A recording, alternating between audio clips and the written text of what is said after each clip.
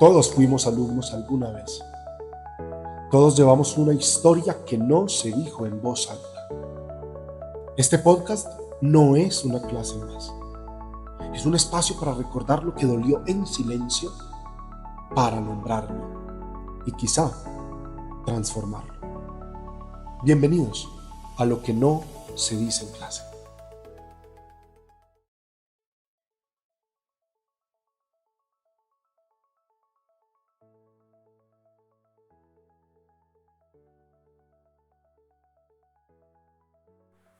Hola a todos, bienvenidos a este primer capítulo de nuestro podcast, Lo que no se dice en clase. Un podcast que quiere darle voz a eso que en algún momento no tuvo voz. Nuestros invitados, desde su experiencia, desde su vida, desde sus cosas, nos van a contar qué fue eso que en algún momento callaron y que hoy el aula de clase se abre para decir todo eso que no se dice en clase. Tengo una invitada muy especial para este primer capítulo. Ella es la licenciada en Literatura y Lengua Castellana, Angélica María Gómez, del municipio de Amalfi. No voy a contar más porque ya ella nos lo irá contando. Angélica, nos conocemos hace muchísimo tiempo y no sabes el honor que me da empezar mi podcast contigo. Bienvenida. Bello, muchas gracias. De verdad que para mí es muy bonito estar con vos acá en este momento para ponerle voz, palabra a eso que de alguna manera nos ha habitado y que no ha tenido tanto eco quizás. Quise empezar este podcast en este primer capítulo con ella, primero porque somos colegas de la misma línea, literatura y lengua castellana, pero también porque nos conocemos hace muchísimo tiempo y vivimos la educación, el arte, la cultura, desde distintas aristas, desde distintas partes de donde habitamos. Quiero que Angélica nos cuente de dónde es, dónde nació Angélica, con quién creció, con quién vivió. Bueno, mi historia de vida es muy compleja, pero es muy bonita, ¿sí? Porque mira que yo nunca estuve planeada, ¿cierto? Yo creo que soy de las muchas que no han estado planeadas. Mi mamá salió con mi papá un día a bailar, pasó lo que tenía que pasar y ya mi papá se fue y ya mi mamá quedó en embarazo y con el reto pues de tenerme bien, ya tenía a mi hermano y bueno, fue un embarazo de alto riesgo porque mi mamá estaba avanzada en edad, porque tenía pues unos antecedentes médicos y toda la cuestión y ella no quería que la familia se enterara de que estaba en embarazo. Sin embargo, pues dada también la complejidad y la necesidad económica, mis tías se enteraron y empezaron a ayudarla. Yo nací en Medellín, dada pues que mi mamá no me podía dar el parto natural, sino que tenía que ser por cesárea. Y nací un 14 de febrero a las 6:10 de la tarde en la clínica del Prado de Medellín.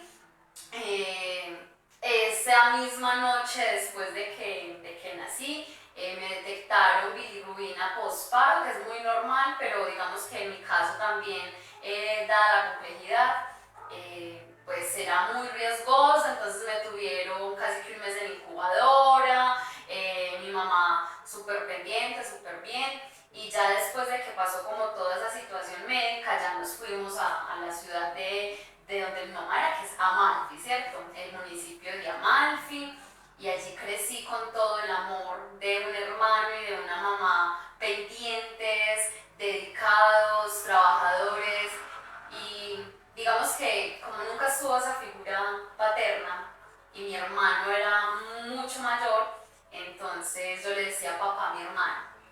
Y digamos que para él quizás fue una responsabilidad que no sé si decirlo, pero fue muy complejo porque él estaba terminando la escuela, estaba en 9º grado y yo le decía papá y él se sentía literal como mi papá. Él me bañaba, él me protegía, si yo le pedía unas chanclas o unos calzones él me los daba, entonces... ¿Y en qué trabajaba él? Okay. No, ve, él casi que siempre ha sido de la parte natural, entonces él ha trabajado como guardabosques, en ese entonces tenía el sueño de ser militar, entonces él era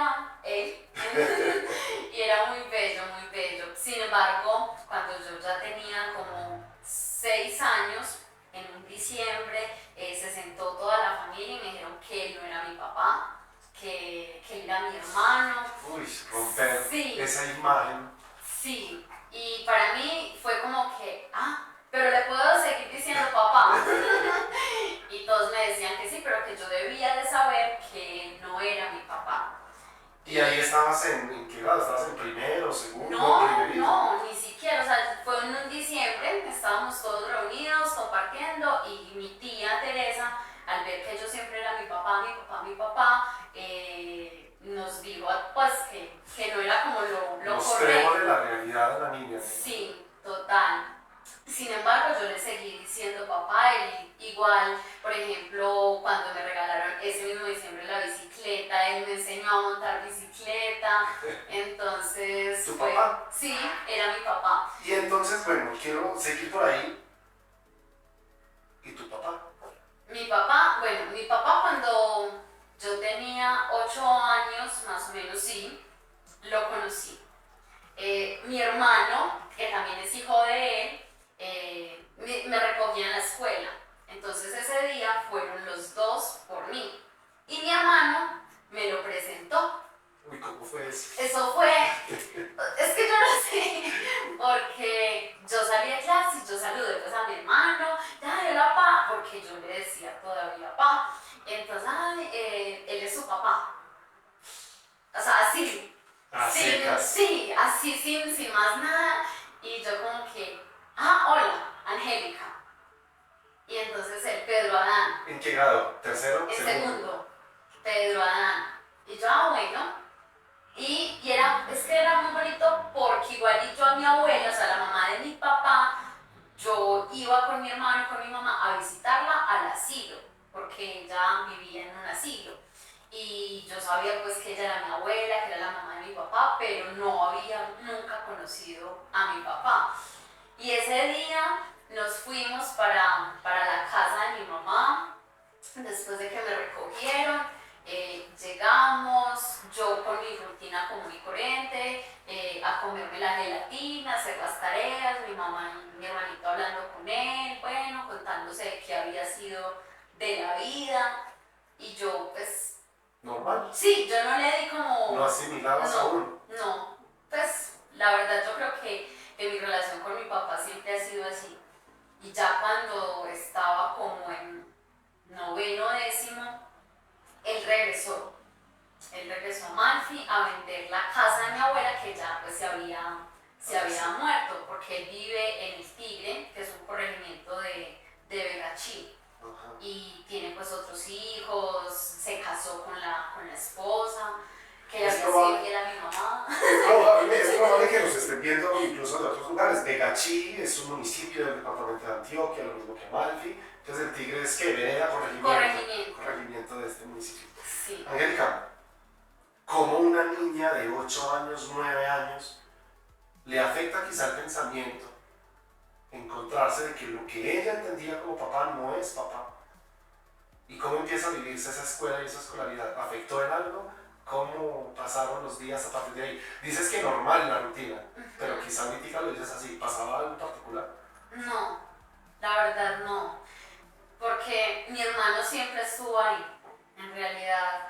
Por ejemplo, yo he sido perversa para hacer dibujos, malísima, y él tiene esa habilidad. Entonces cuando eran, por ejemplo, hacer maquetas, hacer dibujos, hacer esas cosas, él me las hacía o me decía, venga, hagámoslo, y entonces él siempre estuvo. De hecho, cuando yo entré a estudiar, mi mamá, digamos cuando estaba en primero, mi mamá y mi hermano por las tardes siempre era, venga, hagamos las tareas, y me enseñaban a multiplicar, me enseñaban a dividir y a hacer un montón de cosas. Entonces yo creo que en realidad él siempre estuvo ocupando como ese rol que uno siempre se ve. Sin embargo, después, cuando ya estaba más grande, yo creo que se afectó. Y porque, bueno, todos tenemos como un capítulo de rebeldía, de choque con la familia, es que no me comprenden, es que esto. Algunos estudian toda la vida. y yo la tomé fue contra mi hermano. No jodas. Pero bueno, eso ya fue adolescente. Sí. Ok, entonces vamos a hacer una pausa ahí, ahorita que nos tienes que contar eso, porque quiero una cosita bien interesante. De manera rapidita, describinos esa escuela en la que estudió Angélica, ese colegio en el que estudió Angélica también en bachillerato, y enlacemos esto del colegio ya con esta etapa de la rebeldía.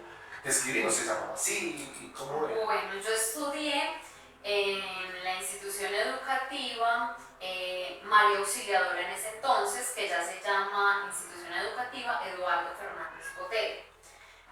Yo, desde preescolar, genial, activa, mejor dicho, hay un acto cívico, yo me aprendía la poesía, las coplas, el baile, sí, la que fuera.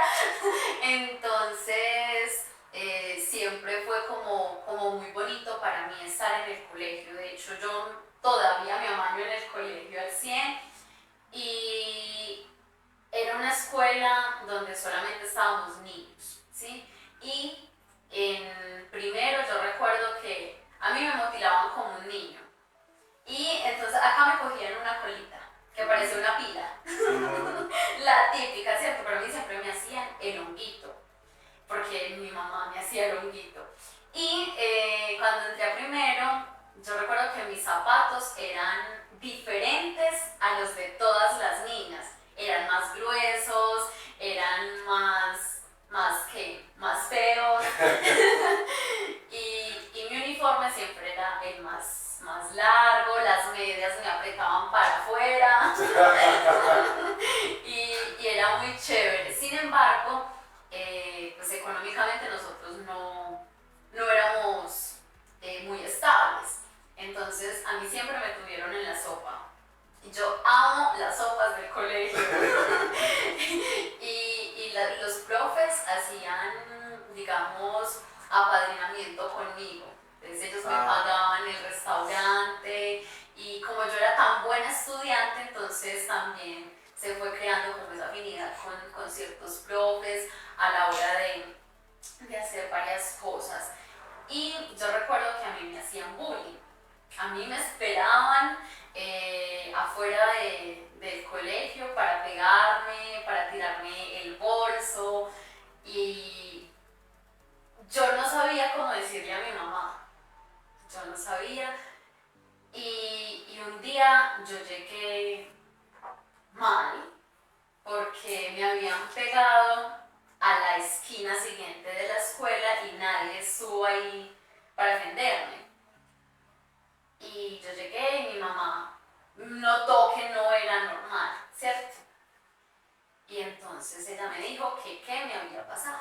Entonces yo no sabía cómo decirle, sin embargo yo le dije que un niño más grande que yo de otro grado me había pegado. ¿Quién es ese? Hombre, niño. Sí, un niño, grande, feo, gordo, pues digo yo, así lo veía por cómo se había comportado conmigo. ¿Y quién es ese papá? Mi mamá mejor dicho. Puedes decirlo sin Ok, problema. y eres así, hijo de puta.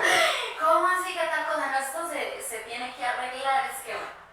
Entonces al otro día, yo recuerdo que niños, un amiguito que yo tenía, porque eso sí, yo casi no tenía amigas. Yo casi que siempre he tenido amigos. Entonces yo recuerdo que tenía un amigo que se llamaba Santiago. Y él me dijo dónde vivía el niño que me había pegado. Ese día salimos de escuela y mi mamá y yo nos fuimos a la casa, a la casa del niño. Mi mamá le dijo de todo a la mamá del niño. Bueno, hablamos con la profesora desde luego, y ya la profe ya me acompañaba, estaba pues ahí, y ya el niño no me volvió ni a esperar, ni a golpear, afortunadamente, ¿sí? Y sin embargo, crecí, incluso como hasta octavo, con ese asunto de algunos compañeros se sentían mal cuando los profes decían es que Angélica eso, cuando me reconocían, cuando ganaba los concursos de oratoria, cuando estaba en tal evento. Y tú sacando pecho. Y yo sacando pecho, pero al mismo tiempo... Te sentías incómoda. Exactamente, conflictuada, porque, o sea, yo me preguntaba, incluso todavía me pregunto, o sea, ¿cómo es posible que yo tenga que sentir vergüenza por hacer lo correcto, por hacer lo bueno, y que los malos, los abusadores, los irrespetuosos, se sientan bien haciéndolo Lo malo. exactamente. Entonces yo digo, como que no es coherente. Paradójico, sí. Sí, y ahí ya como en noveno, ya entendí pues que simplemente Sara yo y que los demandas pues. Sin embargo, fue muy aburrido eso de estar comparando de los compañeros. Ay, ¿cuánto se sacó? Y cuando se sacaban más que yo, ay, pero y entonces tal cosa. Y yo, pues, una nota no me va a definir. Eso era la Malfi, ¿cierto? Sí. ¿Y ahorita qué sabes de esa gente? Ese gordo feo que te pegaba. ¿Sabes de él? Sí. De hecho, vive a hoy por la casa donde vive mi sobrina. ¿Y lo saludas? No, pues imagínate, ¡oh, No. Y dicen por ahí que las mascotas se parecen a sus dueños y tienen un perro así. Un bulldog. Ay, sí. Tal cual. Y sin embargo, siempre que lo veo, yo tengo como esa imagen de él esperándome para golpearme. Y de pronto has tenido las agallas, yo creo que no, pero has tenido las agallas de decírselo. No. ¿Y no te interesa? No, la verdad no. Porque es que está esa imagen ahí trillando, maluca, que de hecho, digamos, eso es eso que no se dice en clase. Todo lo que acabas de decirnos es eso que no se dice en clase. Ahora, ¿cómo resulta esta niña que, bueno, ya nos mostraba esos tintes de líder, de juiciosa, de aplicada, pero cómo termina Angélica María Gómez Álvarez siendo un referente cultural, artístico, profesional en el municipio de Amalfi? Gracias a mis profes. Ejemplo, a ella casi nadie la quiere. La profesora Amparo Cifuentes. Todo el mundo, cuando uno va para tercero, dice, ay, es que les toca español con Amparo. Ay, es que Amparo esto. Y a mí me pasó lo contrario. Yo puedo decir que en gran parte yo soy lo que soy gracias a la profesora Amparo Cifuentes. ¿Y se lo has dicho? Sí. ¿Y vive aún? Sí, de hecho todavía da clases allá. Sigue dando clases de español. Que sea el momento, profesor Amparo, para darle las gracias por esta mujer que ayudó a formar. Total. Porque la conozco desde hace, creo que 12 años más o menos. Este capítulo está siendo grabado en junio del 2025. Y hace 12 años conozco a Angélica y siempre la he conocido con esa referencia de líder, de profesional maravillosa. Entonces, profesor Amparo, muchísimas gracias. Aquí tiene a su muchacha. Triunfando. Sí, la profesora Amparo para mí es muy especial porque, bueno, yo recuerdo que yo cuando entré a tercero, yo empecé a escribir en el cuaderno de español solamente con color rojo. Malo. Y ella me dijo, no, el rojo se utiliza casi que siempre para los títulos, para las cosas que son importantes y ya le mezclas otro color. Y ya yo empecé entonces con eso. Ella, ay, que tenemos un acto cívico, ¿quién quiere hacer tal cosa? Ahí mismo estaba yo. ¿Qué pasa? Ella es de un método muy disruptivo, por así decirlo, entonces ella es de la que si tú te equivocas te grita. Yo recuerdo que yo salía llorando, sí, total, o sea, no es que no es así, pero a mí eso me retaba, sí, claro, así me destruyera, pues, y yo terminara llorando y ella después, no mi niña, tal cosa, limpiándome las lágrimas, venga, la hermana en la cara. Ahí ya tranquila, ya sí, apalacando. Sí. Claro, ya yo bien estallada.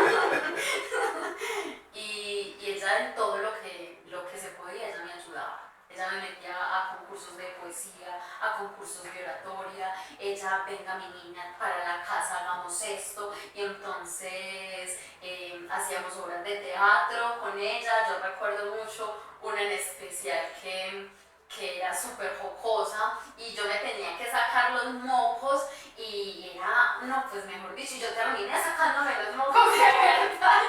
¿Qué es esto? Y comiendo. Y comiendo mocos saladitos.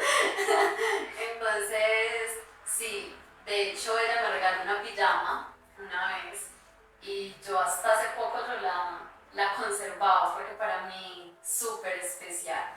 Y ya cuando pasé a la secundaria también un agradecimiento muy especial a la profe Nancy, también después español y ahí fue como que me fui. Entonces la pregunta es, ¿por Exacto. qué Angélica estudió la licenciatura también en español? Pues la respuesta es clarísima. Clarísima, o sea, total. O sea, por un lado los referentes de acompañamiento, pues mi fortaleza en el campo de la poesía, de la oratoria, de estar como en este movimiento. Y yo tengo una prima que se llama Caterine Álvarez, que fue quien nos presentó. Un saludo a Kate. Y ella también es profe en español. Y yo era muy cercana a Kate, pues imagínate, yo me volaba a la casa de ella a comer arepa caliente recién hecha de la abuela de ella con mantequilla y en la sala sentarme a ver 100 colombianos dicen. Ayer. Ayer. Con Carlos Canelo. Ajá. y ella me invitaba a teatro, por ejemplo, y yo nunca le hacía caso. Hasta que en octavo yo estaba desparchada en el parque, cuando eso yo no tenía internet en mi casa, pero en los parques de los municipios como que habían instalado wifi gratis, entonces yo me iba con mi computador para el parque a conectarme, a robar internet. Y llegó una compañera de clase y me dijo, ay Angélica, ¿qué más veo que un domingo por la tarde? ¿Qué está haciendo? Y yo, no, pues acá, vamos para teatro. Y yo estaba haciendo nada y me fui. Y se fue a hacer nada. Y me fui. Ay, maravilloso. Ahí me quedé. Súper.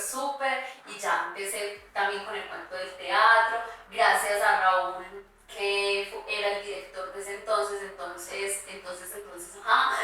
Raúl Arias, ¿cierto? Sí, Raúl Ignacio, una belleza de persona. Nos conectó con Viva Palabra y también empezamos a explorar el asunto de la cuentería y pues así me he ido como que bien, vamos. Ok, una pregunta. ¿Cómo es, cortico, cómo es Angélica Gómez como profesora? Ay, yo no sé.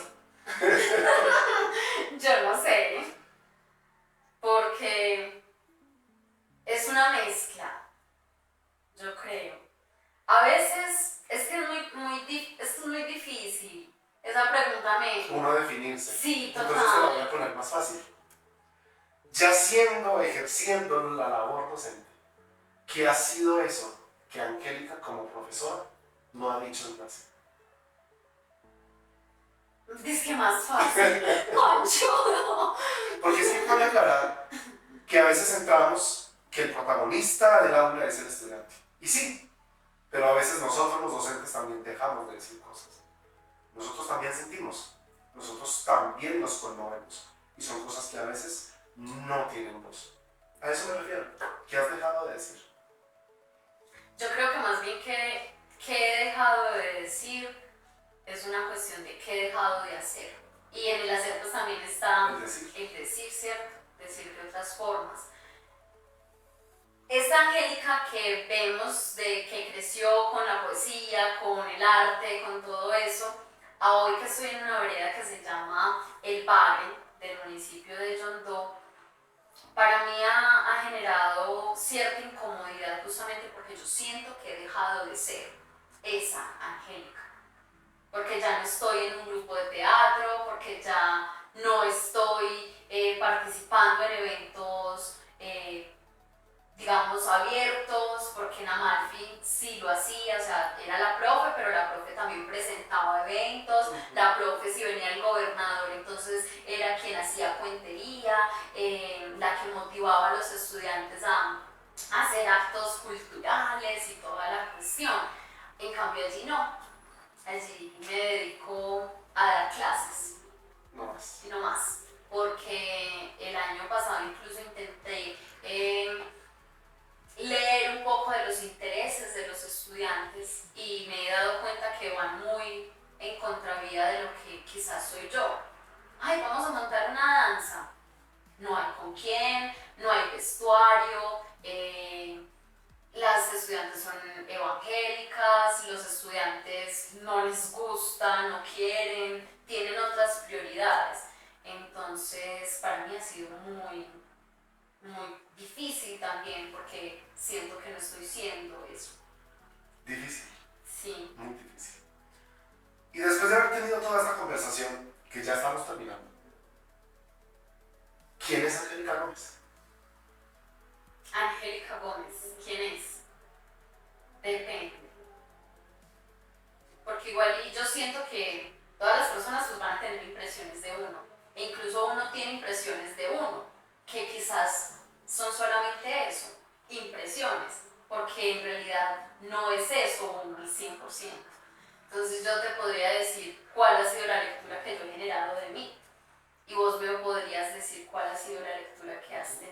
Para ti, ¿quién Para es mí. Angélica Ramos?